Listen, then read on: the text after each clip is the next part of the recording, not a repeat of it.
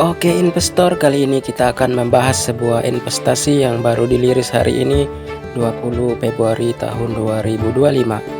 Kita lihat yang bernama Linde ya, Linde Investasi. Kita bahas apakah ini termasuk investasi bodong dan Ponzi.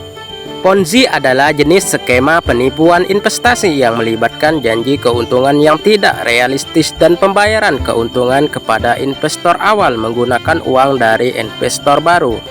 Skema ini tidak memiliki bisnis yang sebenarnya dan hanya bergantung pada arus masuk uang dari investor baru untuk membayar keuntungan kepada investor awal.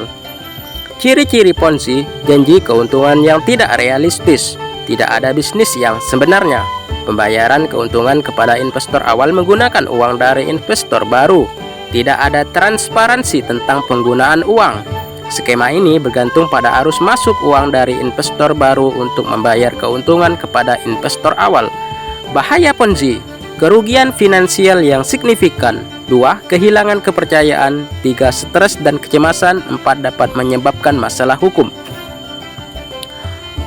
Dalam Islam, Ponzi dianggap haram dalam Islam karena melanggar beberapa prinsip dasar dalam hukum Islam, antara lain riba. Ponzi melibatkan pengambilan keuntungan yang tidak adil dan tidak transparan yang dianggap sebagai riba dalam Islam, termasuk dosa besar.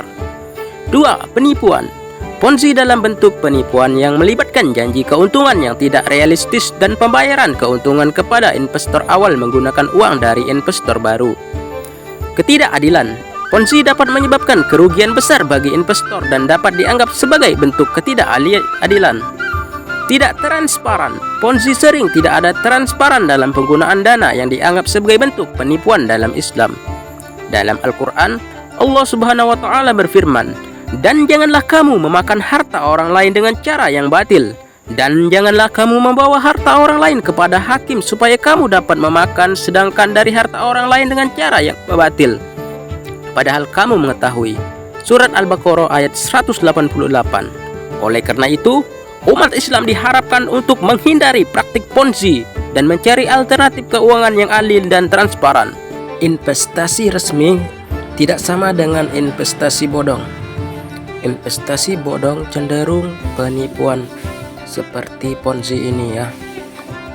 Karena begini, kita lihat, kita dapat grup saja di investasi Ponzi yang baru dirilis hari ini. Para buzzer-buzzernya men-share link grup dan mendaftarnya cukup mudah dengan nomor 47 subscriber barunya grup ini, grup Linde ini, dan deposit begini 10.000 baru masuk, kita diisi dengan deposit. Nama-namanya unik-unik ya. Seperti inilah Ponzi. Jadi saya harap kalian jangan investasi di aplikasi Ponzi penipuan ini, karena akan menghilangkan uang kalian saja.